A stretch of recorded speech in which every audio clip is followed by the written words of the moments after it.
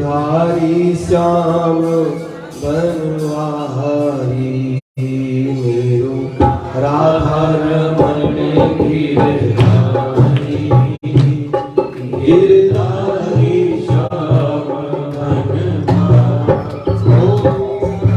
भगवान की जय। द्वारकाधीश की परम मंगलमय परात्पर करुणामयी करुणा सिंधु पीतांबरधारी भक्तवान कल्पतरु वृंदावन निकुंजाधिपति भगवान श्री बालकृष्ण की वांग्मय प्रति स्वरूपा श्रीमद् भागवत महापुराण परम आराध्य देवों के चरणों में प्रणाम करते हुए इस भूमि के आराध्य देव श्री द्वारिकानाथ के चरणों में प्रणाम करते हुए इस गुजरात की भूमि में अनेक अनेक भाव से प्रकट भगवान श्री हरि के चरणों में प्रणाम करते हुए जड़ चेतन में सर्वत्र भगवान श्री हरि को प्रणाम करते हुए सर्वत्र भद्रप्रभु समस्त 33 कोटि देवता समस्त मुनि मंडल श्री ऋषि मंडल पितृ देवता सम्मानित पूजनीय आचार्य जी उपाचार्य जी समस्त ब्राह्मण मंडली आचार्य मंडली संगीत मंडली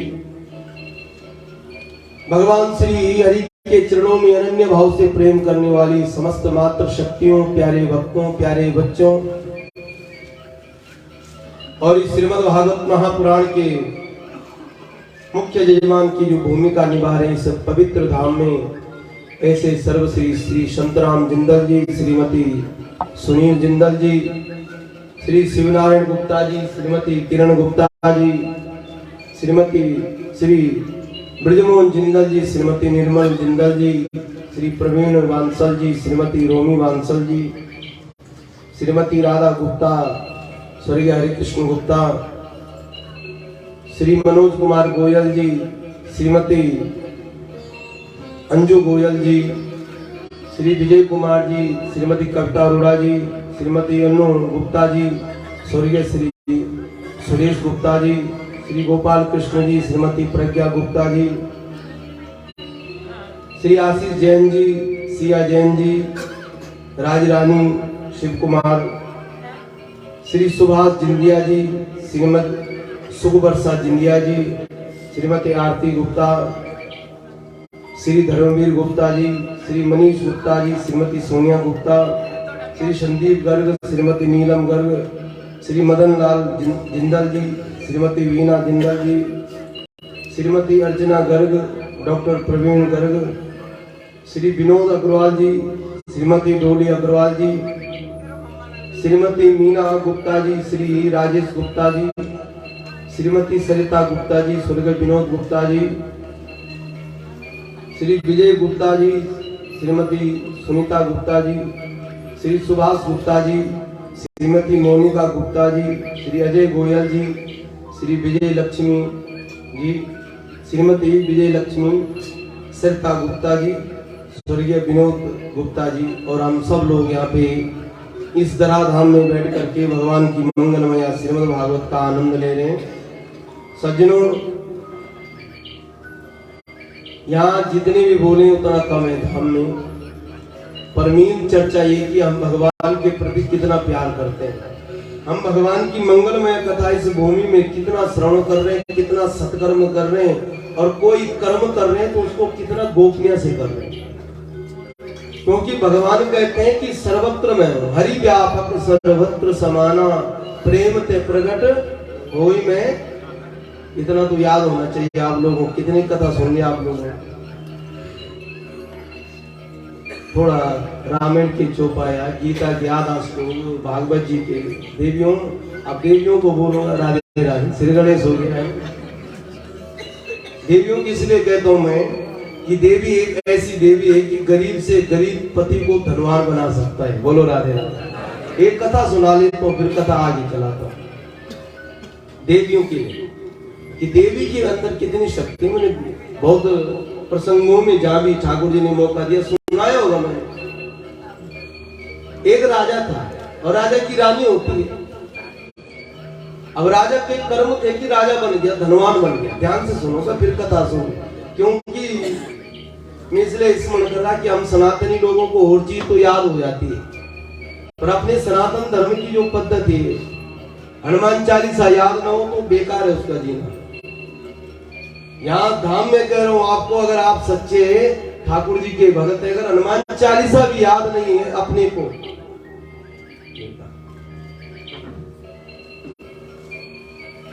और फिर आपको याद ना हो तो बच्चों को कैसे याद हो। एक सरल रामायण के 7 कांडों में सर्वश्रेष्ठ कांड है सुंदरकांड, और उसका भी अगर महाराज कहां पड़े इतने चक्रों में, कहां पड़े इतने 62 मिनट लंबा, तो उसका भी सरल बताया हमारे लिए। हम जो शॉर्टकट चलते हैं, एक सुंदर 4-5 पृष्ठों की क्या है, क्या बोलते हैं हनुमान, जोर से बोलो, डर क्यों रहे। हनुमान चालीसा कितने सरल है, और आप कमाल की बात है कि जो हनुमान चालीसा पढ़ता है उसको सब चीज आ जाती है। प्रमाण है, अष्ट सिद्धि नवनिधि के दाता,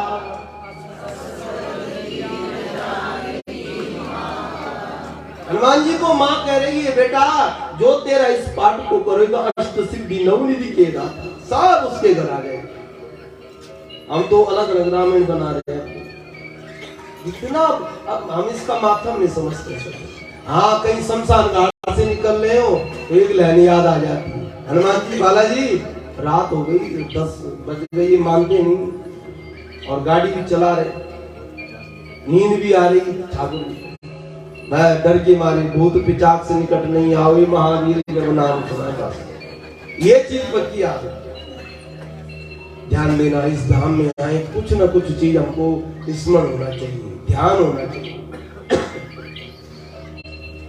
तो रामचरितमानस का सुंदर कांड बड़ा प्यारा, और उस सुंदर कांड का भी एक अंश है हनुमान चालीसा। खूब जपो उसको, खूब उसमें मंत्र है। अब उसकी चर्चा करने में तो भागवत रह जाए।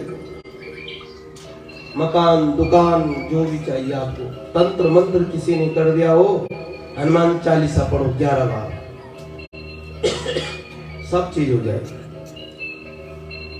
ठाकुर जी कहते हैं जो हनुमान चालीसा पढ़ते हैं, राम लखन सीता मन बसिया, राम लखन सीता मन बसिया। जो हनुमान चालीसा पढ़ता है, राम जी कह रहे मैं भी और मेरी पत्नी भी और मेरा भाई उसके मन में बस जाता है। अभी 3 देवी कौन है क्या है, अलग अलग प्रक्रिया है। लक्ष्मण जी क्या करते हैं बसते, सीता क्या करती है और राम जी क्या करते हैं, इसलिए कुछ याद होना चाहिए, स्मरण होना। तो मैं आपको देवियों को निवेदन, देवियों के लिए, देवियों घबराओ मत, क्या होगा, घाटा आ गया, ये हो गया, कुछ भी हो सकता। तो मैं कथा सुना रहा था, दृष्टांत है, आप सुने होंगे। राजा के पास कोई कमी नहीं थी, तो राजा ने पूर्व जन्म के अच्छे कर्म थे राजा के, वह खाता गया, नाचता रहा, नचाने लगा, सब चीज। लक्ष्मी उससे रुष्ट होने लगी, क्योंकि जिस घर में सदाचार न हो और जिस घर में पवित्रता न हो, जिस घर में भगवत जैसी कथा न हो, जिस घर में थोड़ा धूप अगरबत्ती न जलती हो, लक्ष्मी तो रहती है पर कुछ दिन के लिए, जब तक उसके प्रारब्ध बढ़िया, भाग्य बढ़िया, और उसके बाद वो लक्ष्मी कहती बहुत हो गया तेरा, इतने ही ताब गया। और जहां श्याम सुबह पति और पत्नी, क्योंकि भागवत में एक ऐसा 7वां स्कंद है जहां गृहस्थी की बात कही है, पति पत्नी कहीं पे भागवत सुने तो डबल कृपा होती है भगवान। जैसे लोग बैठे हमारे जजमान परिवार 21 परिवार है, और भी लोग पति पत्नियां हैं साथ, जो अकेले आए उनको भी पुण्य मिले, पर ऐसा सत्कर्म दोनों को साथ करना चाहिए। अपने ठाकुर जी के सामने दोनों बैठ गए, बस अपनी माला प्रेम की बात, ठाकुर जी को देखो आज भगवान कैसे लगे, वहां पर प्रेम हो सकता है, सच्चा प्रेम, बोलो राधे राधे। वहां नकली प्रेम नहीं हो सकता है, वहां पे गुस्सा भी नहीं कर सकते। तो राजा ने अपनी लक्ष्मी को क्षय कर दिया, खत्म हो गया। इतना कंगला बन गया कि एक झोपड़ी में रहने लगे, घास की झोपड़ी में। जब घास की झोपड़ी में रहने लग गया तो स्थिति ऐसी हुई कि खाने के लिए कुछ नहीं। देखो राजा, और वो राजा जिसके पास कोई कमी नहीं थी, और उसने ऐसे बुरे कर्म किया कि झोपड़ी में रहने लगे। अब देखो देवियों, बहुत आपको सहन बहुत करना पड़ता है। इसलिए हम हर समय आपसे देखो, भगवान से जो प्यार करते हैं, भगवान उसको बार बार सताते, कुछ न कुछ उसकी परीक्षा लेते हैं। मीरा की आपने कथा सुनी,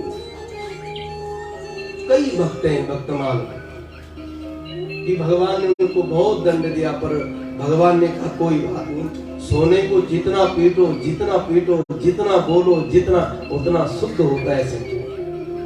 हमारे मन मंदिर के विकार दूर हो जाते हैं। इसलिए देवियों को सुनना पड़ता है हर जगह।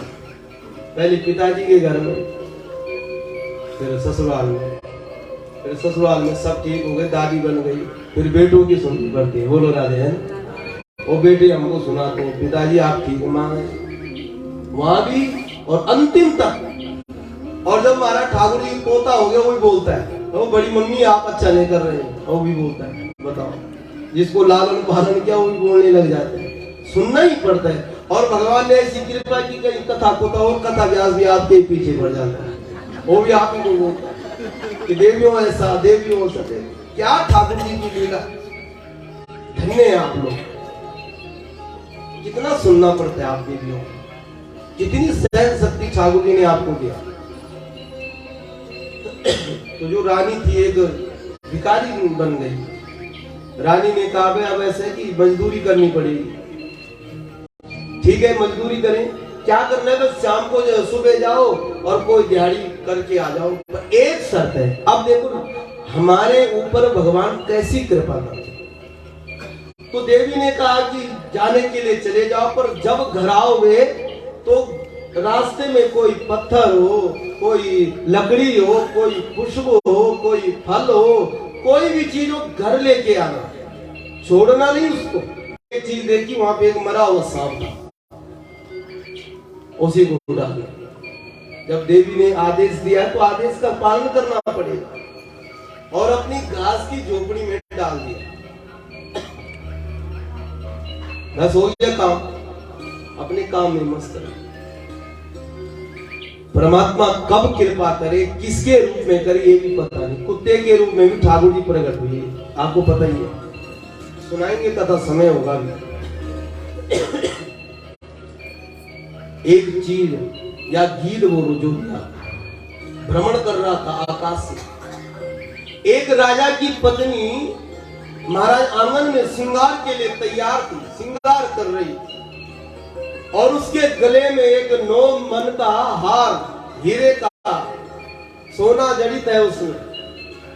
वो गीद ने देखा एक चमक रहा है, कुछ मैं इसको उठाऊं, और उस गीद ने क्या किया, उसको अपनी चोंच में उठा करके भागा। भ्रमण कर रहा, उसने कहा ये तो धातु है, ये तो खाने योग्य नहीं है। गीद की दृष्टि बड़ी तेज होती है। गीद ने देखा कि जंगल में एक झोपड़ी बनी है, और उस झोपड़ी के ऊपर एक सांप है। महाराज मेरे तो भोग है सांप। आया गीद, और गीद ने क्या किया, वो जो बहुत बड़ा कीमती हार था वो तो छोड़ दिया झोपड़ी के ऊपर, और उस सांप को उठा के ले गया। खुश हो गया, मेरा भोग मिल गया। उनको कुछ पता नहीं क्या हो रहा, कैसे हो रहा, वो अपना दिहाड़ी कर रहा। वहां हार मच गया, अरे इतना महंगा हार कौन ले गया, कैसे ले गया। अचानक जो रानी एक भिखारी बनी थी, उसने देखा अपने महाराज कुटिया के ऊपर एक महंगा हार लेके आई, गले लगाए, मेरी लक्ष्मी वापस आने वाली है। देवी चारों तरफ हार का समाचार सुना कि जो रानी का हार देगा, राजा उसको आधा राज्य दे देगा। बोलो राधे, आधा राज्य की संपदा उसके नाम से। और सुना उन्होंने दोनों ने, और उनके मन में भाव आया कि महाराज कहीं हल्ला हो रहा है कि हार हार, अरे ये देखो हमारे भाग्य में क्या पता भगवान ने क्या लिखा था। और दोनों प्रस्तुत हुए राजा के सामने और राजा को कहा राजन चोरी ने की, हम सच कह रहे हैं, हमारी इस झोपड़ी के ऊपर किसी ने ये हाथ डाल दिया। राजा ने कोई बात नहीं, मेरी भी शर्त है कि मैं तुम्हें आधा राज्य दे दूंगा। ओ जो महाराज सड़क में एक मजदूर बन गया था, किसकी कृपा हुई बताओ? अरे ठाकुर जी की तो होती कृपा, वो प्रेरणा देने वाला कौन है? एक बार देवियों के लिए ताली मारो। देवी ने प्रेरणा दी कि आप जो भी चीज घर में लाओगे वो हमारे लिए लक्ष्मी बनेगी। और फिर क्या, वो भिखारी नहीं राजा बन गया। राजा मर गया, राजा की गद्दी उसको गई हुई लक्ष्मी। इसलिए देवियों आप सनातन धर्म के सबसे बड़े स्तंभ। खूब भाव से महाराज कुछ याद किया करो, रामायण के चौपाया करो, जो भी आपको इससे तो भगवान की अनंत कृपा है।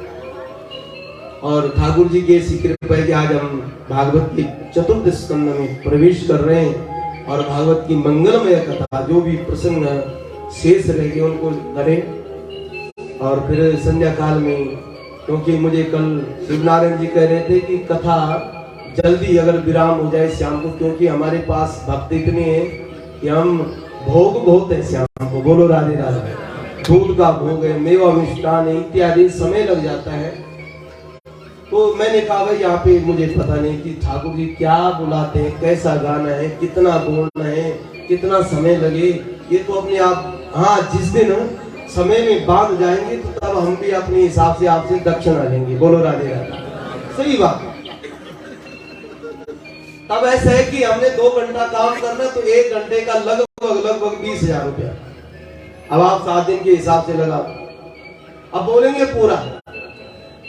पर वही बात आती है ना कि एक संत सुना रहे थे कि दूध बेचने वाली दूध बेचती है, दूध बेचती है और उसको एक अपना प्रियतम मिल जाता है। सबको तो महाराज हिसाब से, और जब वो उसका प्रियतम मिल जाता है तो कोई हिसाब नहीं, बेहिसाब। ऐसे सज्जनों हम इस धाम में आए और हमारा प्रियतम हमारे साथ में है। और जहाँ प्रियतम हो वहाँ हमको भी पता नहीं, ना अपने शरीर का पता, ना खाने का पता, ना हमको घूमने का पता है। बोलो राधे। क्या करना है? ठाकुर जी कहते हैं बेटा बैठा रहा, तो कुछ पता नहीं क्या कहीं कितना समय लगे क्या हो। तो हम भाव से महाराज कुछ प्रसंगों का स्मरण करें। राजा परीक्षित को आज सुखदेव जी ने प्रश्न किया। राजन ध्यान से सुनो, बस अभी बजने वाला है कि राजा ये बता कि भगवान किससे ज्यादा प्रसन्न होते हैं। तो राजा था, हम मानव जैसे थे, हमने सोचा कि भगवान प्रसन्न होते हैं ज्यादा, उससे प्रसन्न होते जो नाता हुआ 3 बार। तो सुखदेव जी ने कहा ये भी नहीं। ठाकुर जी को, राम जी को गुयक लोग मिले थे जो बड़े अपवित्र रहते थे और 6 महीने तक स्नान नहीं करते थे। ठाकुर राम ने उनको गले लगा दिया। तो गुरुदेव परीक्षित कह रहा है कि हमको लगता है कि भगवान विद्या, जिसके पास ज्ञान ज्यादा हो उसको भगवान ज्यादा खुश हो जाता है। नहीं, भगवान हाथी से भी प्रसन्न हो गए। हाथी तो जानवर है, पशु है, और एक नाम लिया, हा बोला, रात तभी बोला जब भगवान आए, तो उससे भी ठाकुर जी प्रसन्न हो गए। तो क्या भगवान आयु को देखते? आयु की भी भगवान के घर की नहीं। आज मैं सुनना था एक संत को, कोई प्रश्न कर रहा था कि बच्चों को गीता न पढ़ाएं, भागवत न सुनाएं। कब सुनाएं? कि जब इनकी उम्र हो जाए। तो महात्मा जी ने उत्तर दिया ऐसा करना कि जब इनकी उम्र, इनके नाती पोती हो जाए तब इनका काम ही नहीं कुछ, क्योंकि नहीं व्यापार कर पाएंगे, ना स्कूल जाएंगे, ना तब देना इनके हाथ में रामायण। और जब इनके हाथ भी कांपने लग जाएं, आंखों से भी दिखना बंद हो जाए, तब देना रामायण। अब देखो इनको भगवान लेने आएंगे। उसका भाव ये है, हमको रामायण गीता तब लेनी चाहिए जब हम स्वस्थ हो। जब हमारी आंख से दिखाई दे रहा, जो थोड़ा बुद्धि कोमल हो तो याद करने की प्रवृत्ति भी आ रही। बच्चों को अभी कोमल बच्चे हैं, और आज के बच्चे तो कहते हैं कि कुछ बच्चे हमारे लुधियाना के ऐसे हैं जिनके अंदर इतने संस्कार है कि भक्ति मार्ग में, पर पढ़ाई के चक्कर में विदेश जा रहे हैं, ये काम, पर आज भी भागवत के प्रति उनका समर्पण भाव, क्योंकि भागवत उसी के ऊपर कृपा करता है जो भागवत के प्रति समर्पण भाव करता है। और भागवत कौन है सज्जनों? भगवान। उसी के ऊपर कृपा होती है जो रसिक बन जाता है। सब थोड़ी सुनते हैं भागवत। आयु की प्रधानता नहीं, 4.5 वर्ष के ध्रुव को भी भगवान प्राप्त हो गए। तो कुल देखते होंगे, ब्राह्मण है, क्षत्रिय है, वैश्य है, नहीं, भगवान दासी पुत्र विदुर से भी प्रसन्न हो गए। कोई मर्यादा नहीं कि व्यासस्या चरणं ध्रुवस्या चावयं विद्या गजेन्द्रका काजाति बुद्रस्या यादवो पति उग्रस्या किम पुरुषं कुब्जा किं तत्र रूपम अधिकं तदधामं ईदनं भक्ति तुष्टि केवलम परम भक्ति प्रिया माधवम। न सेठ से भगवान प्रसन्न होते हैं, भगवान एक गरीब, बोलूंगा मैं, या एक सरल महात्मा सुदामा से भी प्रसन्न होते हैं। केवल भगवान अगर प्रसन्न होते हैं, भक्ति प्रिया माधव। राजन अगर भगवान खुश होते व्यंजनों से, वैभव से, तो हस्तिनापुर में दुर्योधन के साथ में संधि करने के लिए परमात्मा आए तो 56 प्रकार के भोग बनाए। किसने? दुर्योधन ने। और भगवान ने कहा, दुर्योधन मैं तेरे 56 प्रकार के भोग का भूखा नहीं। गुरुदेव क्या हुआ, क्या घटना घटी थी जो भगवान को द्वारिका से पुनः हस्तिनापुर आना पड़ा? जब पांडवों का विवाह चल रहा था तो संधि करने के लिए भगवान आए, और यहाँ धृतराष्ट्र को समझाने के लिए विदुर जी गए, और विदुर को उसी दिन दुर्योधन ने भगाया। हे दासी पुत्र, हमारे घर में खातर हमारी निंदा, पिताजी को मेरे विषय में वो भाग जा। उनको एक महात्मा का अपमान करना पाप है। विदुर जी को भगाना हुआ, पर विदुर महाराज जी ने सुना कि आज द्वारिका धाम के मेरे ठाकुर जी आ रहे हैं, आज हस्तिनापुर में, मात्र बोलूंगा नहीं, मिलूंगा नहीं, दर्शन करूंगा। देखो दर्शन का प्रमाण भागवत जी में क्या है, सुनो। जो अच्छी बात बोलते हैं कि ठाकुर जी दर्शन दे रहे हैं सबको, और दृष्टिपात कर रहे हैं ठाकुर जी, सब किसको देख रहे हैं? भक्ति तुष्ट माधवा, जिसके अंदर भक्ति। तो कथा आती है सज्जनों की, दुर्योधन ने पूरी नगरी सजाई, बहुत बड़ा मंच बनाया भगवान के लिए। ठाकुर जी वहां से आए तो बैंड बाजे बजवाए, सब चीज किया, भाव एक भी नहीं इसके अंदर, नौटंकी, कुछ भाव नहीं है। भगवान भी जानते हैं। विदुर और विदुर रानी बहुत भीड़ में सबसे पीछे खड़े हो जाते और देखने लगे कहीं मेरे गरीब के ऊपर उसकी दृष्टि तो पड़े। भाव बड़ा प्यारा है विदुर जी का, दासी पुत्र है ओ पूरी, और भगवान रथ पे हैं तो भगवान ऊपर ही ऊपर देख रहे हैं। किसको देख रहे हैं? विदुर को। मेरा लाडला भक्त विदुर कहां पे खड़ा हो। अचानक विदुर जी को देखा तो काका शब्द, काका जी मैं आ गया। विदुर जी संकुचित हुए, मुझे थोड़ी, ये तो राजा है, राजा द्वारिकाधीश, ये छोटे लोगों को नहीं मिलता है। ना जाने किस राजा के लिए बात कर रहा, काका कह रहा। और जब ये बात देखी कि मेरे लिए थोड़ी, सज्जनों मंच पे भगवान गए, सब समझ रहे हैं ठाकुर जी अपने भक्त की तरह। मैंने आपको कहा कि जब हमारा जीवन में ये समर्पण भाव आ जाए, एक तू मेरा और मैं तेरा, तो तब भगवान उस भक्त की ऐसी रक्षा करते हैं जैसी बिल्ली अपने बच्चों की सुरक्षा करती है। एक दांत न चुभे, एक नाखून खतरनाक होते हैं बिल्ली के, और अपने कोमल बच्चों पे एक आघात नहीं करती है। ऐसी भगवान अपने भक्तों को प्यार करता है, बहुत दुलार करता है, और कभी कभी लाड प्यार में उनकी परीक्षा भी ले लेते हैं। देखो क्या करता है, कितना समझदार है, कितना इस कलिकाल में तो विशेषता है। सभी मैंने आपको इतने दिन बताया कि भगवान कैसे और किस रूप में भक्तों की परीक्षा लेते हैं। बड़े मंच में महाराज भगवान विराजमान हुए और कहा, दुर्योधन, पांडवों को 5 गांव नहीं, आधा राज्य नहीं, जो तेरे मन में आ जाए वो प्रदान कर दे। मेरे पांडव बहुत प्रसन्न रहने वाले, एक गांव में भी खुश है, पर 5 भाई हैं तो 5 गांव दे दे। तुरंत महाराज का चाग्रे दास्यामी बिना युद्धे न केशव। हे केशव, बिना युद्ध की मैं एक सुई की बराबर भूमि भी नहीं दूंगा। भगवान थोड़ा क्रोध में आए द्वारिकाधीश, कहते हैं युद्ध की चुनौती मुझे सुना रहा, तुझे पता नहीं युद्ध कैसे हो। उसी समय समला दुर्योधन, अरे इसमें तो क्रोध आ गया।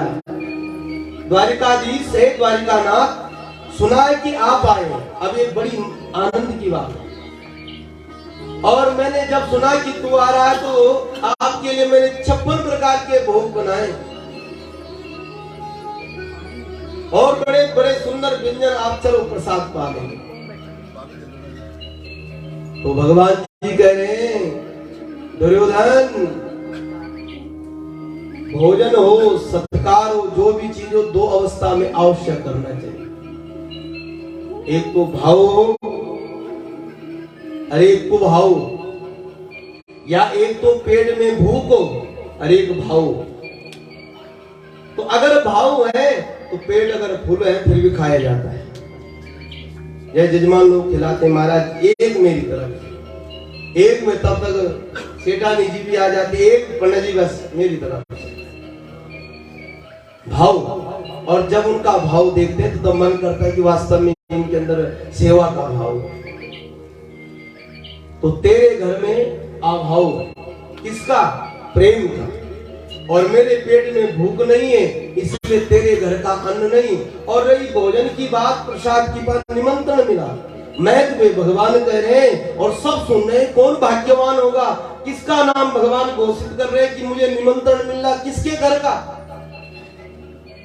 एक जगह में विदुर जी कांप रहे थे कि दर्शन तो उन्हें थोड़ा गले लग जाता तो और बढ़िया होता। हे द्वारिकानाथ, ठाकुर जी मन की जानते सज्जन, इसलिए भगवान का नाम एक अंतर्यामी है, वो घट घट के जानने वाला है परमात्मा। विदुर की भावना क्या है कि गले लगना चाहिए, ठाकुर मेरे सन्मुख आ जाए। बड़े मंच में ठाकुर जी ने आज घोषणा कर दी, आज मुझे निमंत्रण मिला है विदुर के घर का। और महाराज विदुर जी ने जब अपना नाम सुना द्वारिका जी के, भगवान द्वारिका के नाथ के मुख से, तो आश्चर्यचकित पड़ गए। और इतना बड़ा राजा और मुझ गरीब का, मुझ दासी पुत्र का नाम ले रहे, इतने बड़े बड़े महात्माओं के बीच में। अरे देख देवी, मेरा नाम लिया उसने। हाँ मैंने भी सुना, आपका नाम लिया। तो देवी, जब इसने मेरा नाम ले लिया तो ये पक्का आएगा भी हमारे घर में। विदुर रानी और विदुर जी चल पड़े अपनी कुटिया में और विचार किया कि भगवान जो बोलते हो करते भी हैं। देवी तो यहाँ सफाई कर ले, तब तक महाराज आंगन को सुंदर सजा दे। आज मेरे प्राण वल्लभ, मेरे द्वारिका नाथ आज मेरी इस पर्णकुटी में आ रहे, कुछ ऐसा कर जो खुश हो जाए, प्रसन्न हो जाए। मैं तब तक उसके लिए सुना है कि माखन, मिश्री, पेड़ा इत्यादि खाने में उसको आनंद आता है। जाता हूँ बाजार में कोई दे दे और उसके लिए भोग लाता हूँ, तब तक तू तैयारी कर ले। घास की कुटिया, मिट्टी की कुटिया क्या सफाई कर सकती थी। एक मन में भाव आया विदुर रानी का कि जब तक मैं अपने शरीर की शुद्धि न करूं तो मैं सफाई क्या कर सकता। शरीर को पवित्र रखना हमारा धर्म है और शरीर से ज्यादा पवित्र रखना मन हमारा परम धर्म है। बोलो राधे राधे। बैरी ये तो चली जाएगी, पर अंदर जितना साफ हो उतना कपट न हो, छल न हो।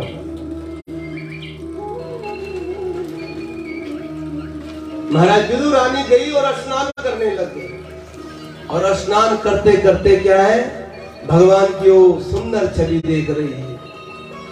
ओ मंद मंद मुस्कान ठाकुर जी की, मोर पक्ष धारण किए हुए, पीताम्बरी भगवान की ओढ़ी हुई, बड़ा सुंदर अद्भुत रूप महाराज भगवान के देख रहे विदुर रानी।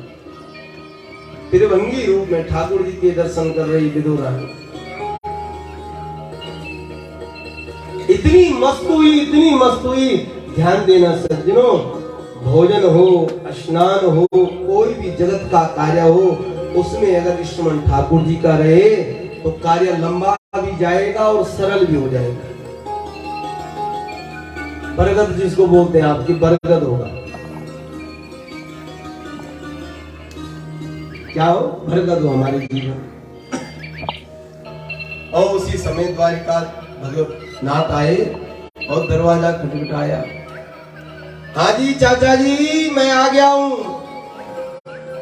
और विदुर रानी वहां स्वप्न देख रही थी कि जैसे द्वारिका नाथ कृष्ण मेरे दरवाजे में आकर के आवाज मारा स्नान करते करते। ये है ध्यान की पद्धति। ऐसा भाव, और वही भाव महाराज प्रकट हो गया। महाराज विदुर रानी को ये नहीं रहा कि कोई मुझे आवाज मारा तो मुझे क्या करना चाहिए। हमारे संतों ने कहा है कि भक्ति मार्ग में शरीर का भान न हो। क्या करोगे सुंदरता को लेके जब भक्ति नहीं है? क्या करोगे उस काम का जब महाराज हमारे अंदर भक्ति नहीं? और मैं पुनः निवेदन करता हूँ, काम हो अच्छी बात है, पर उस काम से अच्छी संतान पैदा हो तो बड़ी बात है। अच्छी बढ़िया प्यारी भक्त हो, माता पिता की आज्ञा का पालन करने वाला हो, तब महाराज काम, क्रोध, लोभ, मोह ठाकुर जी ने बनाया करो इस पर भगवान का नाम। थोड़ा गुस्सा आया फिर बोले कोई बात नहीं, आता रहता है गुस्सा, शांत हो गया। और भगवान का ही रूप तो है सब, है ना। थोड़ा अपने क्रोध से ज्यादा भी नहीं डराना चाहिए, थोड़ा डराना चाहिए। मुझे गुस्सा भी आता है, हर समय न हो। हर समय क्रोध करने से पुण्य क्षीण होता है सज्जनों, ध्यान देना। हर समय मेरा लोभ लोभ लोभ लोभ लोभ लोभ, पुण्य क्षीण होता है। हर समय किसी को देखने काम, हमारा पुण्य क्षीण होगा। सब चीज भगवान ने बनाया, स्मरण ठाकुर जी का रहे करो। आज शरीर का भान नहीं रहा। विदुर रानी आई, दरवाजा खोला, माँ चाची को देखा, अरे चाची इतनी पागल बावरी बन गई यार। उठाया ठाकुर जी ने, दुपट्टा उड़ा दिया।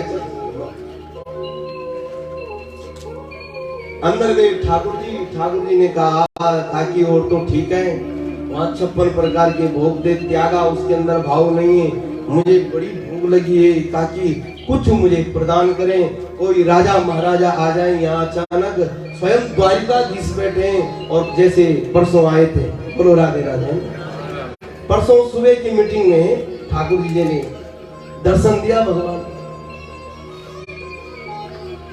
तब हम क्या कर सकते हैं? और काकी को कुछ नहीं मिला, वहां पे केले पड़े हुए थे और काकी ने केले के छिलके निकाल करके गोदा को फेंका और छिलका ठाकुर जी के हाथ में। ठाकुर जी बड़े सुंदर भाव से चबा रहे। ये भगवान की उदारता है सत्य, ये भगवान की करुणा है, ये भगवान की दया है और ये भगवान का प्रेम है। एक दिया, दो दिया, आज द्वारिका नाथ भगवान कृष्ण बोल पड़े कि बड़ा मीठा हो रहा है, बहुत स्वादिष्ट हो रहा है कि तेरे हाथ से जो मैं केले खा रहा हूं। पर चाची को भी पता नहीं, काकी को कि मैं क्या दे रहा हूं। एक खाए 15-16 केले के छिलके खा लिए ठाकुर जी ने। ओ विदुर जी आए और दरवाजा, देवी आने वाला होगा, द्वारिका नाथ कृष्ण तैयारी हो गई। जैसी विदुर महाराज जी ने दरवाजा खोले तो वहां देखा अंत महाराज आश्चर्यचकित में बिना आसन के ठाकुर जी बैठे। ठाकुर जी के हाथ में केले का छिलका, ठाकुर जी के मुंह में केले का छिलका, विदुर रानी के हाथ में केले का छिलका, बूंदे एक तरफ। अरे देवी, हाँ देखो भोग पा रहे हैं, आ गए। ये क्या कर दिया? ये तो 3 लोगों का नाथ है, द्वारिकाधीश है, और तूने ना आसन दिया और तू क्या खिला रही, तुझे पता है? विदुर रानी सचेत हुआ, अरे क्या दिया मैंने? हाथ में दिखाया। पश्चाताप हुआ, हाथ जोड़े, महाराज द्वारिका नाथ, जहां आपके लिए कोई कमी नहीं, रबड़ी आप खाते हैं और क्या क्या हमारे भक्त खिला रहे हैं ठाकुर जी। आज गलती हो गई, विदुर रानी तो ऐसी बावरी बन गई है कि आपको केले के छिलके खिला दिए, क्षमा चाहता हूं, भूख लगी होगी, अब आप प्रेम भाव से केले खाओ। अब विदुर जी ने एक केला दिया ठाकुर जी के, क्योंकि भक्त थे, भोग लगाना। एक खाया, तीसरे के बाद कहा, काका जी सुनो बात। हाँ बोलो महाराज। कि जो स्वाद काकी के हाथ से था वो आपके हाथ से नहीं। बोलो रानी राजा। जो मधुरता, जो उदारता काकी के हाथ में आ रहा था वो आपके हाथ से नहीं है, इसलिए क्षमा चाहता हूं, मैं सो गया। कितनी करुणामय है भगवान की महाराज दया। भगवान ने ऐसा कहते हैं कि साग जो आपके पंजाब में होता है सज्जनों, उसका भोग लगाया, सुंदर भाव से भोग लगाया। जहां राजा महाराजाओं का अन्न त्यागा ठाकुर जी ने, एक कुटिया में जाकर के भगवान ने केले के छिलके खाए। सज्जनों क्यों खाए, उसका कारण बता सकते हैं आप?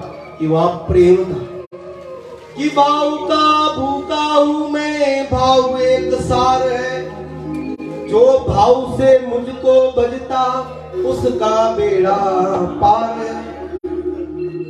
भाव तिष्ठन्ति देवता, जहां भाव हो ठाकुर जी जड़त में भी चेतन हो जाते हैं। और जहां सज्जनों प्रेम हो,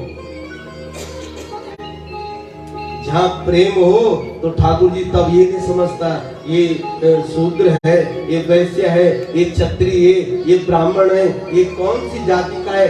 प्रेम प्रदान। सूरदास जी का एक पद है बड़ा सुंदर, आओ ठाकुर जी को सुना लेते हैं। ओ सबसे ऊंची प्रेम सगाई, सबसे ऊंची प्रेम सगाई, ऊंची प्रेम सगाई। आप लोग भी बोलते हो, सबको ये पता आता है। ये तो 7 भागवत हमारे साथ हो गए, 7 भागवत को तो सुनाई देते हैं कभी। अब आप बोलेंगे महाराज क्यों सुनाए? वो जो बैठे हैं ना मंदिर के अंदर, उनको बोलो हम आपसे इतना दुलार प्यार करते हैं कि 7 दिन तक आपकी कथा सुना रहे हैं। अब हम मन ही मन में मानसिक सेवा कर रहे हैं और भोग लगा रहे हैं। आप सबसे ऊंची प्रेम सगाई, सबसे ऊंची प्रेम सगाई, सबसे ऊंची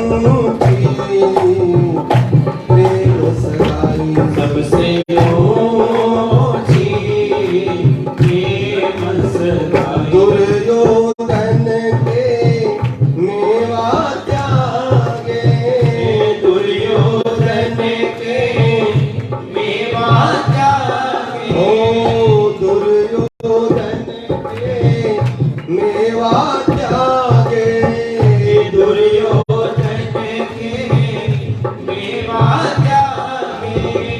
ऐसे में तो भगवान को तो एक बार हाथ खड़े करो सब, जिन्होंने ठाकुर जी को ये बोलना है कि हम भी आपसे प्यार करते हैं। आप तो यात्रा तो नहीं गए कोई, पर कल गए थे, पंडित जी थके हैं, बोलो राधे।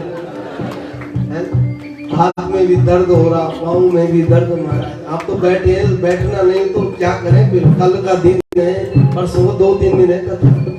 हाथ खड़े करके और ताली मारो और ठाकुर जी से बोलो कि हम आपके घर में आए, आपको इतना प्यार लाड कर रहे हैं, उन्होंने तो दिया पर हमको भजन से आपको दिया।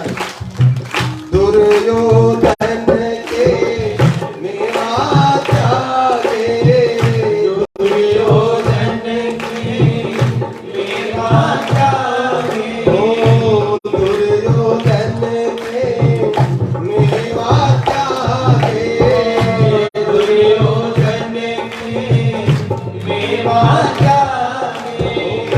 साग विदुर घर खाई, सबसे ऊंची प्रेम सगाई, सबसे ऊंची प्रेम सगाई।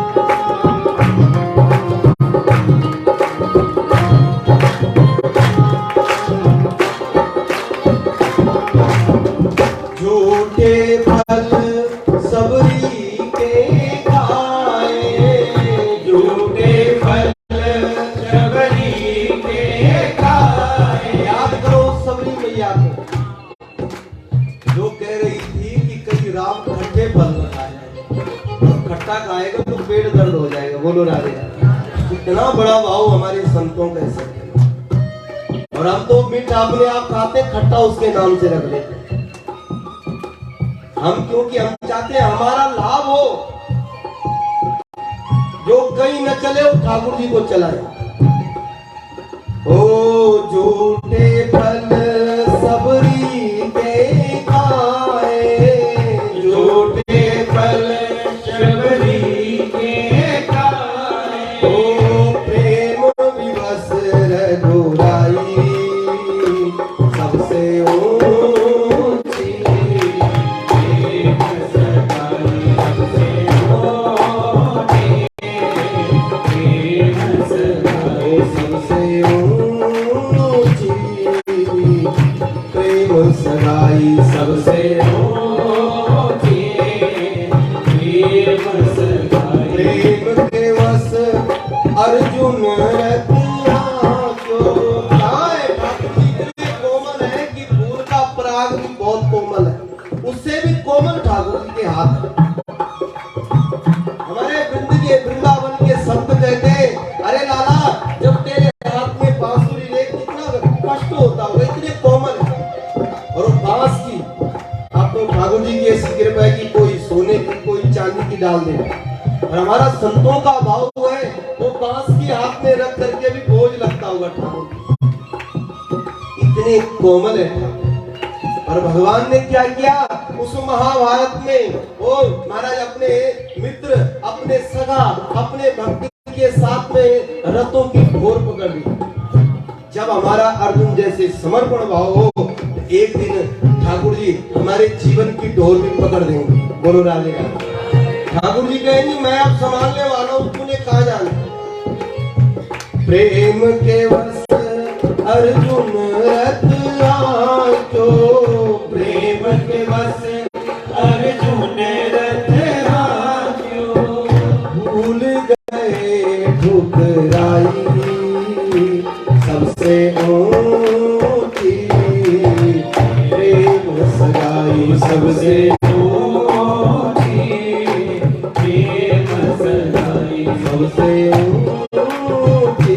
प्रेम सगाई सबसे ऊंची प्रेम सगाई। ऐसी प्रीति बड़ी वृंदावन, ऐसी प्रीति बड़ी वृंदावन। ओ गोपियाँ नाच नचाई सबसे ऊंची प्रेम सगाई सबसे ऊंची प्रेम सगाई।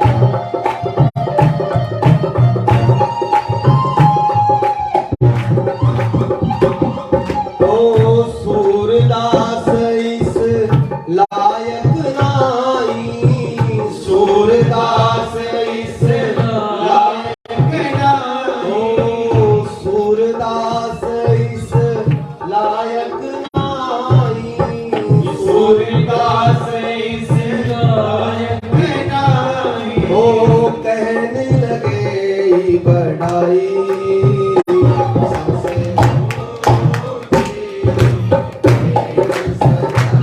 सबसे ऊंची प्रेम सगाई। सबसे ऊंची प्रेम सगाई सबसे ऊंची प्रेम सगाई। सबसे ऊंची प्रेम सगाई सबसे ऊंची प्रेम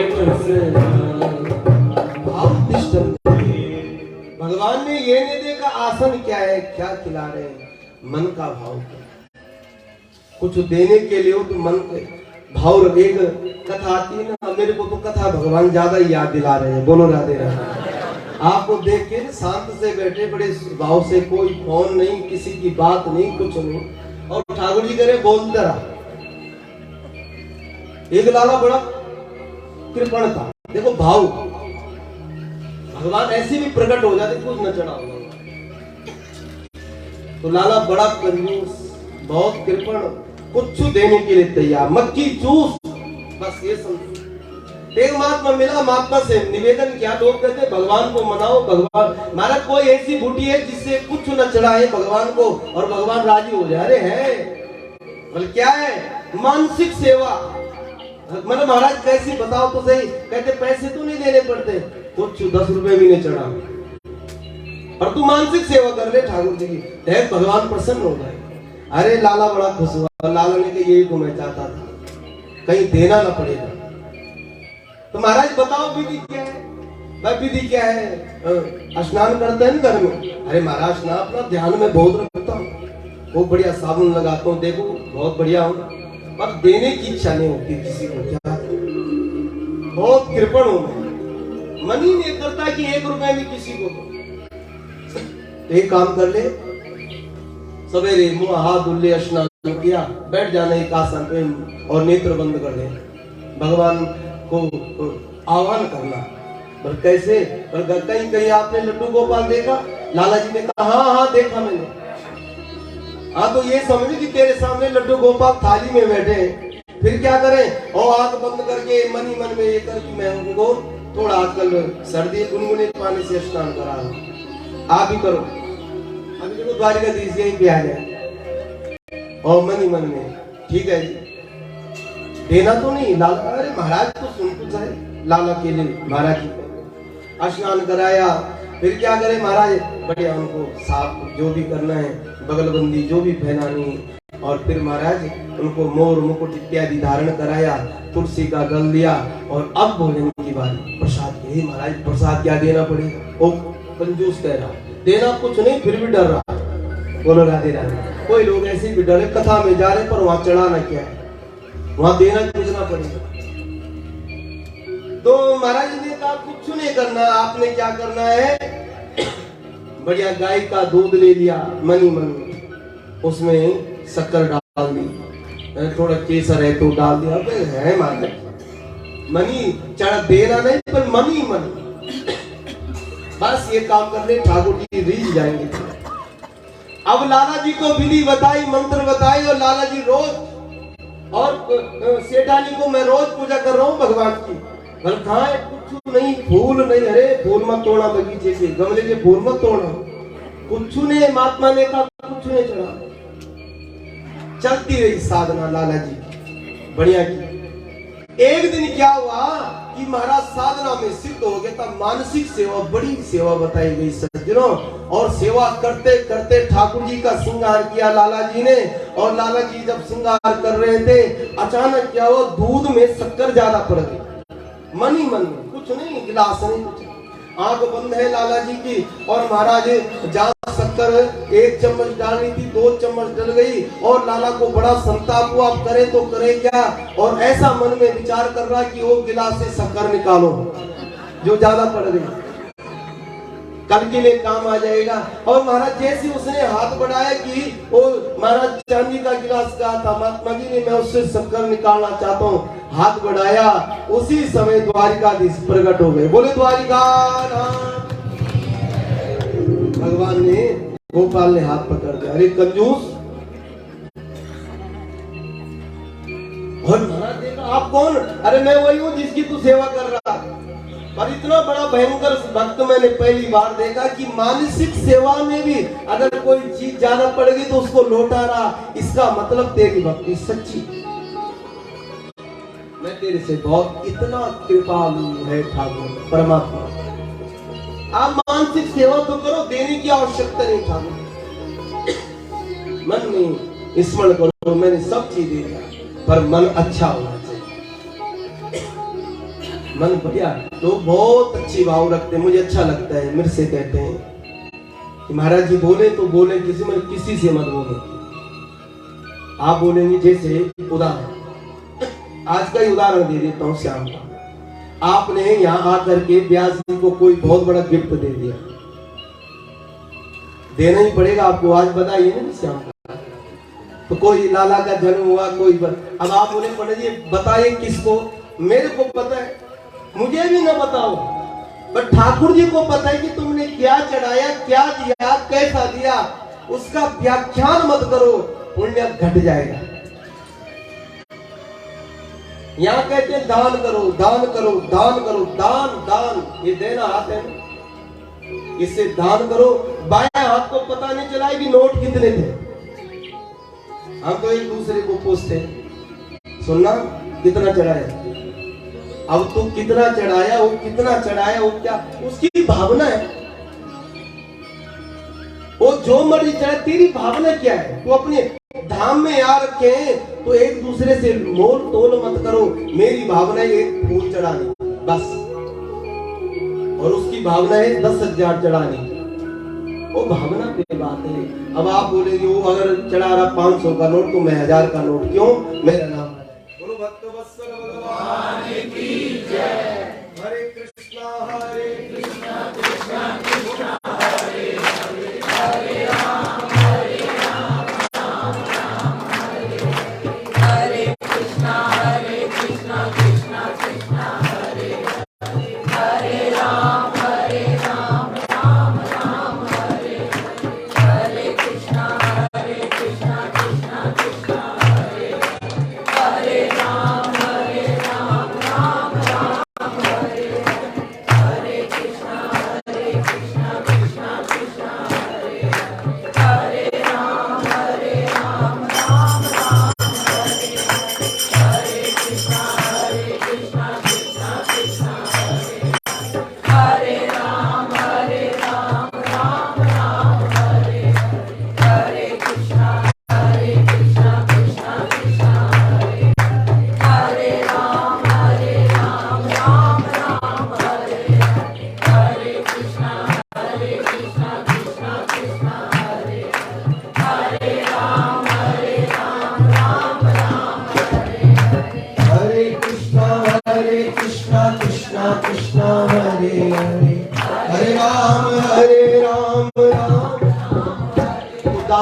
जब बात चलती है सज्जनों तो गोपनीय होना चाहिए जितना हो सके। और दूसरी बात है कि बोल के नहीं। मेरी स्वतः ये धाम में आए, मैं आपसे पुनः निवेदन करूं, कब आए, कैसे आए, कब ठाकुर जी मौका दें। और यहाँ आए तो स्वतंत्र हैं आप। भगवान आवाज नहीं मारेगा कि दो, हम तो आवाज भी मार दे देते हैं कि दो महाराज दो। आपको पता नहीं है, मैं सच्ची बात बता रहा हूँ कि जब ब्रजमंडल के हमारे कोई संत या कथा व्यास रसिक आ जाए, वो कहते हैं हमारा धर्म है बधाई लेने का, भगवान का जन्म हुआ है। और ठाकुर जी ने कभी नहीं बोला कि मुझे दो, मुझे वो वस्तु दो, आवश्यकता नहीं है। एक पत्रम पुष्पम फलम तोयम यो में भक्त परीक्षते। दान आप एक पत्ता तुलसी का भी दे सकते हैं, दान एक पुष्प दे, एक तोयम, तोयम जल, जल को भी अर्पण कर दो ठाकुर जी को पास। और वो जल अगर है तो ने कभी कभी नेत्रों का जल दे दो, ठाकुर जी को देख के रो जाओ, नेत्रों में आंसू आ जाए तो बहुत बड़ी बात है। इसलिए कोई ना कोई भाव होना चाहिए। तो भगवान तो ऐसे दयालु है सज्जनों, कृपण कंजूस से भी भगवान रीझ जाते हैं, खुश हो जाते हैं, ठाकुर प्रसन्न हो जाते हैं। ठाकुर जी तुमने ये काम किया तो मैं तेरे से बहुत प्रसन्न हूं। तो भाव तिष्ठत के देवता, विदुर के घर में भगवान ने भाव देखा और भगवान खुश हो गए। विदुर जी ने हस्तिनापुर का त्याग किया और वृंदावन में आए।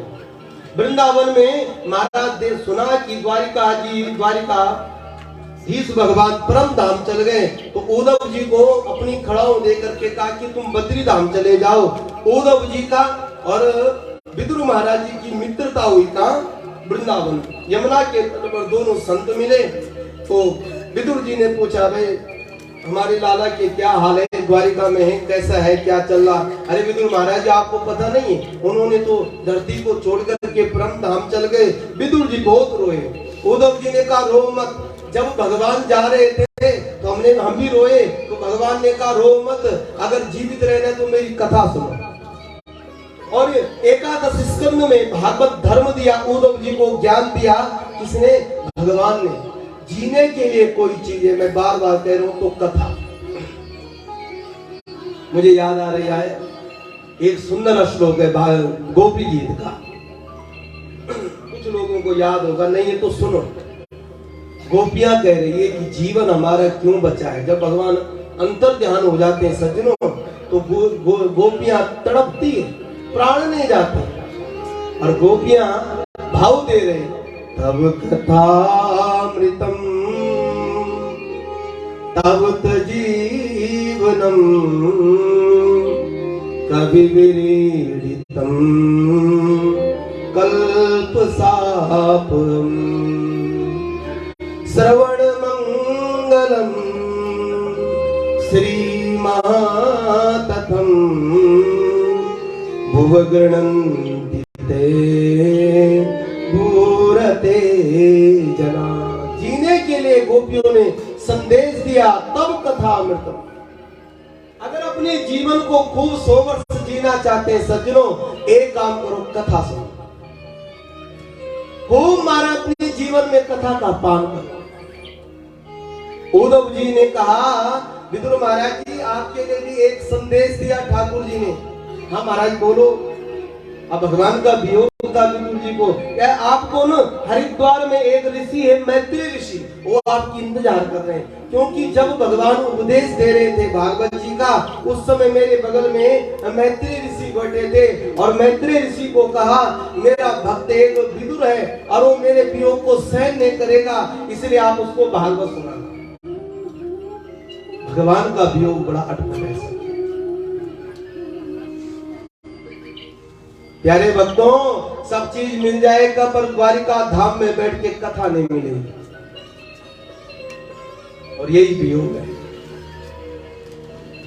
यही सबसे बड़ी तड़पन है सज्जनों। और मैं बार बार कहता हूं कि धाम में आकर के ठाकुर जी हमारे सन्निकट रहते हैं, हमारे पास में रहते हैं, सब चीज मिल जाएगा घर में,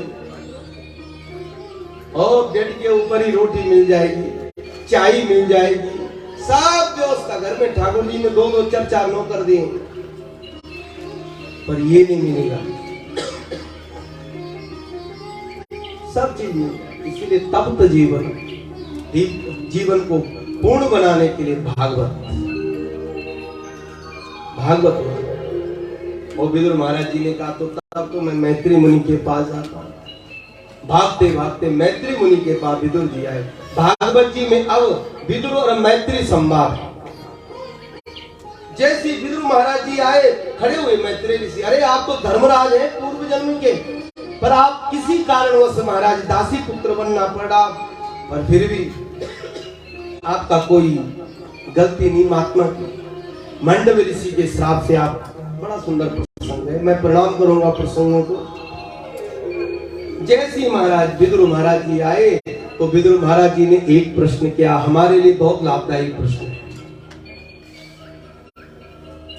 विदुर महाराज जी कह रहे हैं कि मैंने देखा है संसार में कि सुखाय कर्माणि करोति लोकम।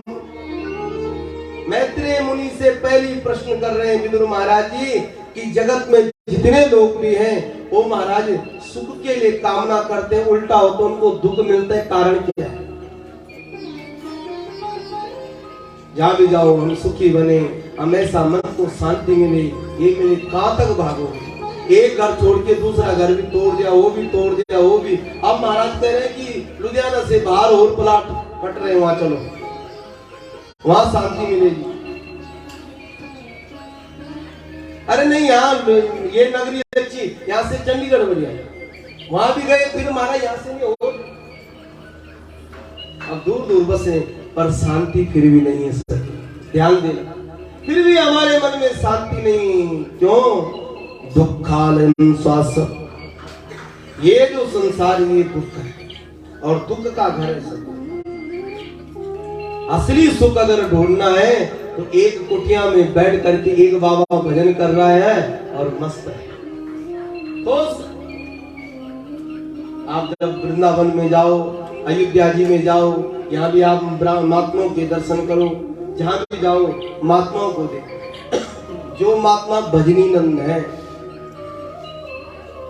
जो महात्माओं ने अपने जीवन में एक लक्ष्य रखा है कि भजन करना है, उनके रूप को देख,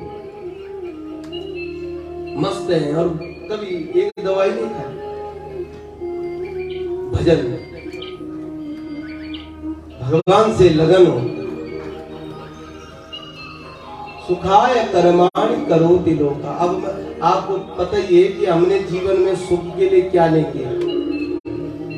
संतान की प्राप्ति की, संतान का ब्याह किया, संतान के लिए पुत्र की कामना की, और उसके बाद सब चीज मिलने के बाद भी मन में शांति नहीं आई। मन के अंदर क्या है? शांति नहीं आई। इसलिए सज्जनों, सच्चा सुख अगर कहीं है तो परमात्मा के नाम में और भगवान की मंगलमय कथा, और कहीं सुख नहीं। जहां भी जाओ आप, जितना भी भटकोगे वे एक ही काम है, दुख। तो सुख की अनुभूति करनी है तो परमात्मा के चरणों में जाओ। यहाँ पर महाराज विदुर महाराज जी ने सृष्टि के विषय में प्रश्न किया, तो भगवान ने इतनी दुनिया बनाई, कैसी बनाई? तो भगवान की नाभि कमल से एक कमल उत्पन्न हुआ, उस कमल में चतुर्भुज रूप में ब्रह्मा जी की उत्पत्ति हुई। ब्रह्मा जी ने तप किया तो ब्रह्मा जी को भगवान ने कहा कि तुम सृष्टि का विस्तार करो। ब्रह्मा जी ने कैसे करो? बल मन से, मन बनाओ। मन से संकल्प विकल्प होता है। ब्रह्मा जी ने मन का स्मरण किया तो 4 बेटों को उत्पन्न किया मानसिक शक्ति के द्वारा, जो हमारे पहले अवतार है। 24 अवतारों में सनक सनंदन सनत कुमार। अब महाराज अब ये उत्पन्न हो गए और पिताजी ने कहा कि बेटा आपको उत्पन्न इसलिए किया कि आप सृष्टि की विस्तार करो। चारों ऋषि बड़े ज्ञानी थे, इन्होंने आंख बंद करके देखा कि सृष्टि का विस्तार तो करेंगे पर मिलेगा क्या इससे? इससे होगा क्या? प्राप्ति क्या होगी इससे? बाद में कुछ नहीं। तो कहा पिताजी बड़े होने दो, फिर तो ये जो महापुरुष थे सनत सनंदन सनत कुमार 5 से 6 वर्ष के हुए तो ब्रह्मा जी को बड़ा क्रोध आया और ब्रह्मा की भ्रिकुटी से भगवान रुद्र की उत्पत्ति का वर्णन है भागवत में। बोले शंकर भगवान की जय। भगवान रुद्र की उत्पत्ति हुई। पिताजी बताओ आज्ञा दो क्या करें। तो तब ब्रह्मा जी ने कहा कि हे बेटा ये काम कर ले। तो महाराज सृष्टि का रचना कर ले। आप सृष्टि की रचना जब भगवान शंकर ने की तो जितने भी भूत प्रेत जितने भी महाराज विषैले जीव जंतु ये सब भगवान रुद्र की दी। जब भगवान ने ये देखा कि ब्रह्मा जी ने देखा कि मैं अपने बेटे की सृष्टि देखना चाहता हूँ और जब सृष्टि देखी तो महाराज भयभीत हो गए ब्रह्मा जी। बेटा रुद्र बैठ जा। और पिताजी क्या करो? बल भजन कर दो। तेरी बस की नहीं महाराज सृष्टि की उत्पत्ति कर। तो सृष्टि की उत्पत्ति नहीं कर सकता। और तब सज्जनों भगवान का ध्यान किया ब्रह्मा जी ने और 9 ऋषियों को उत्पन्न किया और वाणी के द्वारा एक पुत्री को उत्पन्न किया। मरीचि अंग्रसो पुलस्यः पुलः करतो भृगु वसिष्ठ दक्षमो नारदः। भृगु ऋषि, चमन ऋषि, पुलस्त्य, पुलह, करतो और 10वां गोद से नारद जी की उत्पत्ति का वर्णन है भागवत जी। वाणी से बेटी का उत्पत्ति की। ब्रह्मा जी का मन खराब हुआ और मन खराब होकर के ब्रह्मा जी ने देखा सरस्वती को रूप को तो सरस्वती पे मोहित हो गए। 9 ऋषियों ने कहा पिताजी क्या हो गया आपको? गलानी हुई और अपने शरीर को नष्ट कर दिया ब्रह्मा जी। और ब्रह्मा जी ने जब शरीर को नष्ट कर दिया सज्जनों तो ब्रह्मा जी ने महाराज अपने वामन से पहली संतान सृष्टि की मनु और शतरूपा की उत्पत्ति और इनको कहा कि आप मैथुन क्रिया के द्वारा सृष्टि का विस्तार करो। बोले पिताजी क्या करें? बोले क्या हो गया? जो ये भूदेवी है इसका हरण करके एक दैत्य हिरणाक्ष महाराज पाताल लोक ले गया। उसी समय ब्रह्मा जी को छींक आई जोर से और भगवान ब्रा भगवान की उत्पत्ति हुई। बोले ब्रा भगवान की जय। विशाल उदाहरण राजा परीक्षित ने सुखदेव जी से कहा और विदुर महाराज जी मैत्रेय ऋषि से कह रहे हैं और सूत महाराज जी सोनक ऋषि से पूछ रहे हैं ये राक्षस कौन है? ये कहां से आ गया बीच में? तो सज्जनों वर्णन आता है एक बार सनक सनंदन संत कुमार बैकुंठ में गए भगवान के दर्शन के लिए। और जब दर्शन के लिए गए तो मीन द्वार पे चौकीदार खड़े थे जय और विजय। जो सनक सनंदन संत कुमार है 4 भाई वो सिर्फ लंगोटी पहनते। जैसी दरवाजे में गए तो इनने कहा अंदर जाना प्रवेश मना। अरे हम तो ऋषि हैं बद्री विशाल से आए हमको आना अंदर जाना भगवान से बात करो। और इनको आपस में झगड़ा हो थोड़ा क्रोध आया किसको? सनक सनंदन सनत कुमारों को। उनको श्राप दे दिया कि जाओ 3 जन्म तक तुम राक्षस बन जाओ। भगवान अंदर सुन रहे। क्यों सुन रहे ठाकुर जी? आ भी सकते थे। भगवान ने कहा जो थोड़ा अभिमान करता उसको श्रापित करना चाहिए उसका अहंकार घट जाएगा। तो भगवान उसको कोई कष्ट देते हैं। ध्यान से श्रवण करो। उछलो मत कि मैंने सब चीज कर दिया जिंदगी में अब कोई चीज कमी नहीं। हाँ प्रसन्नता तब करो कि मैंने जीवन में माला बहुत घुमा दी। मैंने अपने जीवन में पर बोलो किसी से मत। हाँ मैंने अपने जीवन में बहुत दान पुण्य कर दिया पर बोलो किसी से मत। किसी से व्याख्यान करने की आवश्यकता नहीं। उसको गोपनीय रखो। तो भगवान देख रहे थे कुछ दिन से जो जय विजय है मेरे जो द्वारपाल है जय विजय बड़े बोलते हैं और समझते नहीं। क्योंकि जो मालिक होता है वो तो कम बोलता है पर बाहर वाला ज्यादा बोलता है। इसलिए ठाकुर जी ने सजा देने के लिए सनक सनंदन संत कुमारों को भेजा। श्रापित हुए सज्जनों और भगवान से वार्तालाप सनक सनंदन संत कुमारों की। थोड़ा क्रोध करने से सनक सनंदन संत कुमारों की कई जन्मों की तपस्या भंग हो गई। अभी मैंने आपको कहा क्रोध पे क्रोध करने से पुण्य क्षीण हो जाता। एक लोभ पे लोभ करना इतना हो जाए। ठाकुर मैंने आपको बताया ठाकुर जी इतना कृपालु है कि देता रहता है। वो भी मिले वो भी मिले वो भी मिले। ठाकुर जी कहते हैं कोई बात नहीं, मिलता जाएगा। सब चीज परमात्मा देते और बाद में हम हार जाते हैं। अब क्या कर सकते हैं बाद में, किसका भजन करें, कैसा करें। इसलिए सज्जनों भगवान दाता है। दाता एक राम जी, भिखारी सारी दुनिया। राम एक देवता पुजारी सारी दुनिया। दाता एक राम, भिखारी सारी। सब मांगते हैं, सब मांग रहे हैं, पर मांगो, मांगने के बाद ये मत बोलो कि मैंने बनाया, मैंने किया, मैं करा रहा हूं। ये अहंकार है। मेरे ऊपर भी कोई शक्ति है और उसका मैं धन्यवाद करता हूं। अहंकारी मत बनो, और ज्यादा अहंकारी बनोगे तो ठाकुर जी, मैं कई बार भागवत में कहता हूं कि एक हाथ को विकलांग कर देंगे ठाकुर जी, लकवा पड़ जाएगा। और तब कहीं भागवत कथा में जाए, कहीं तीर्थों में जाए तो नोट की गड्डी कैसे निकालें। या तो देवी के हाथ में चले जाते हैं पैसे, या बच्चों के हाथ में, या बहू के हाथ में। तो बहू बोलेगी, सास बोलेगी मुझे 10,000 दे दे, बहू 5 ही पकड़ाएगी।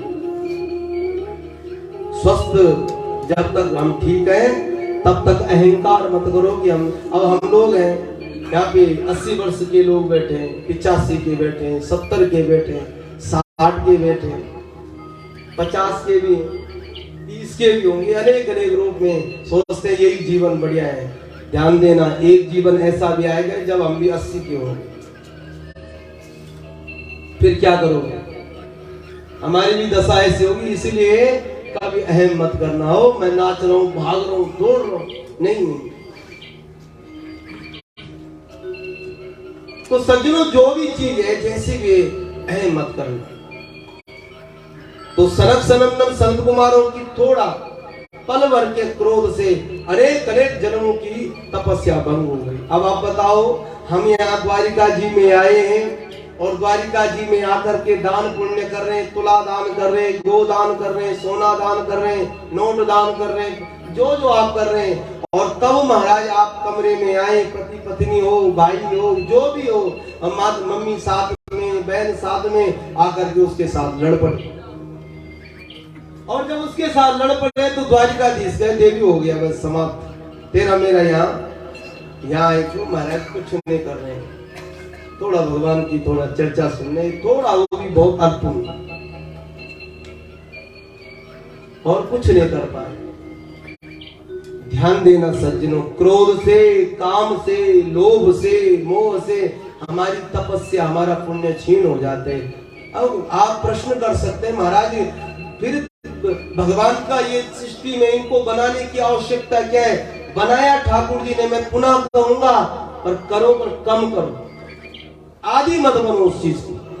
अगर आदि बनोगे जीवन बर्बाद हो जाएगा।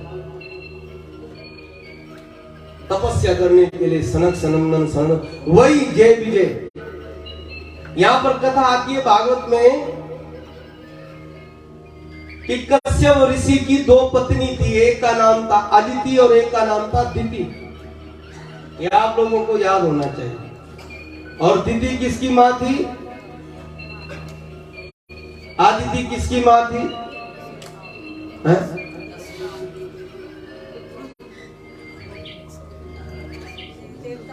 हाँ आदिति थी देवताओं की। डरोगे ऐसा भय क्यों करना, आप खूब जोर से बोला करो देवियों। याद रहे कि भागवत कोई अगर मान बात अमिताभ बच्चन यहाँ पे हो, अरे करोड़पति नहीं चलता है आजकल, है ना जी। और यहाँ मंच पे आ जाए और यहाँ पे आकर के 1 करोड़ का प्रश्न।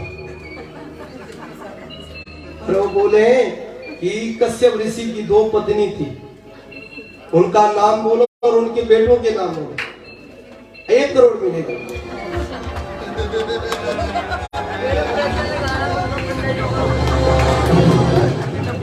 अब बताओ, फिर आता है वो बहुत प्रश्न आते से भी 1 करोड़ मिलेगा।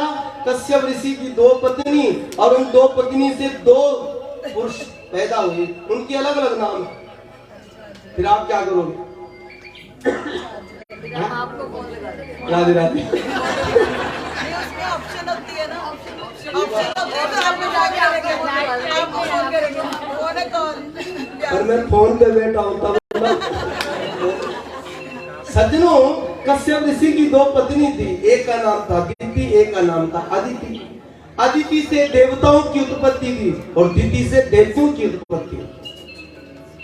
एक बार संध्या काल में कश्यप ऋषि संध्या कर रहे थे और जब संध्या कर रहे थे तो दिति आई, उसको काम ने पीड़ित कर रखा था और जब काम से बड़ी पीड़ित थी तो कश्यप ऋषि से याचना करने लगे कि मेरी मन की प्यास बुझा। और कश्यप ऋषि ने आदेश दिया, भागवत भी आदेश दे रहा है, आहार निंद्रम बेदुमेतनम चा, संध्या काल में ज्यादा खाना, ज्यादा सोना, मैथुन करना, ये सब वर्जित है। और मैं भागवत में ज्यादा ये भी कहता हूँ, सूर्य अस्त हो तो घर भी नहीं छोड़ना चाहिए। बोलो राधे राधे। सुनने आप लुधियाना वासी कि संध्या काल सूर्य अस्त हो जाए और जाने को ढल जाए तो घर में चाबी लगा के पार्क में मत जाओ। बहुत सारों का नियम है, महाराज थोड़ा सूर्य भगवान अस्त हुए, आप बोलेंगे क्यों?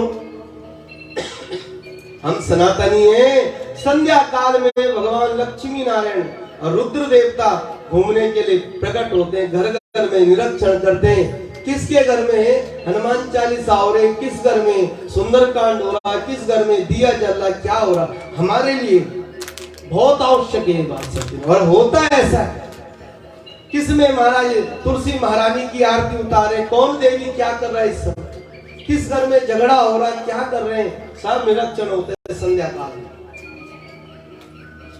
अब जब भगवान लक्ष्मी से चल रहे हैं और चल पड़े घर घर का निरीक्षण, तो भगवान घंटी नहीं बजाते, भगवान तो देखते हैं कि यहाँ कौन और क्या दरवाजा खुल रहा है कि नहीं। और जब वहां तालाबंदी हो तो भगवान कहते हैं देवी यहाँ नहीं है, अब यहाँ दारिद्रता वास करेगी। दारिद्रता को बोलते चले जाओ, जब इनको याद आएगी तब बोल देंगे। संध्या काल में ये चीज वर्जित है।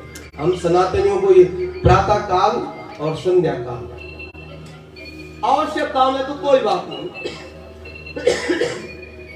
प्रातः काल के समय स्नान करो बढ़िया, जैसे आप यहाँ 6 बजे उठ रहे हैं, भाग रहे हैं द्वारिकाधीश के पास, दर्शन कर रहे हैं, आ रहे हैं, आराम कर रहे हैं, नाश्ता कर रहे हैं। क्या हमारे जजमान परिवार देखो, ये लोग हर समय ऐसे रहे तो देखो कितने भागवत हो जाए लुधियाने में। बोलो राधे राधे। 5 बजे उठ करके तुरंत महाराज लाला तो उठ ही जाते हैं सुबह। बोलो राधे राधे, क्योंकि 6 बजे हमारी चाय आ जाती है ब्रजमोहन जी के घर से, तो इसका मतलब लाला लोग सुबह उठते ही उठते। देवियों ध्यान देना, प्रातः काल जागो, कभी बीमारी नहीं आएगी। हमारे यहाँ मंदिर है शास्त्री नगर में, वहाँ एक कार्तिक मातम चलता है हमारा, यहाँ हमारी मातृ शक्ति है शास्त्री, बलिहार हो जाती है महाराज। कार्तिक का महीना तो 12 मास रहे, सवेरे उठना और महाराज वहां पे 1 घंटा कथा सुनना, भजन गाना, ये कभी सिरदर्द भी नहीं होता, रोज आना, रोज जाना। देखो कितनी बड़ी शक्ति है भक्ति को। और घर में जाना और घर का भी सवेरे सवेरे 9 बजे तक सब काम। भाई एक ही कामों का रह जाता है, काम वाली नहीं आई, बस वो नहीं आई, मैं वो आ जाती थी, मेरा काम सब हो गया, कपड़े भी धुल ले, वो भी कर दिया, वो भी कर दिया, नाश्ता। अब महाराज वो बर्तन रह गए, वो देवी नहीं आई। भक्ति बुद्धि में शक्ति है सज्जनों, ध्यान दें। तो संध्या काल में कभी भी हो सोना नहीं चाहिए, मैथुन की इच्छा नहीं करनी चाहिए। कश्यप ऋषि के पास दिति गई और दिति ने कहा महाराज मेरी काम ज्वाला को शांत करो। आत्मनी लिया और जैसी आत्मनी ली उसी समय महाराज संताप हुआ दिति को कि मैंने गलत काम कर दिया, नहीं करना चाहिए।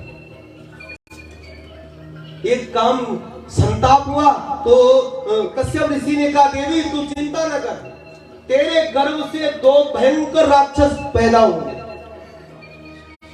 प्रवृत्ति अब इस धाम में बैठा हूं, कितना नियम बताऊं आपको। समय का थोड़ा ये होता है सज्जनों, सब चीज का नियम है शास्त्रों में, पद्म पुराण में सब चीज लिखा है। और जब हम नियम से हर काम करेंगे सज्जनों तो हमारे घर में पुत्र नहीं भक्त पैदा होगा। हम कब खाना, कब सोना, कब जागना, कब चलना, कब अपनी फैक्ट्री में जाना, क्या सब नियम हमारे शास्त्रों में है सज्जनों, कहीं जाने की आवश्यकता नहीं। और अब तो फोन आ गया, फोन में भी शास्त्रों की बात डाल दी सब। हमारे पुराणों में ही पहली वर्णन किया गया है सज्जनों। सवेरे उठो, ध्यान करो, भजन करो, ये सब पद्धति पहले हमारे शास्त्रों में वर्णित है सज्जनों। संताप हुआ तो कश्यप ऋषि ने कहा जो तू पाप का संताप करना चाहिए, पश्चाताप जिसको बोलते, पाप करो गौरवी मत, किसी का अपमान हो गया वाणी से क्षमा मांग लो, कोई बात नहीं। अपराध हो जाए क्षमा मांगो,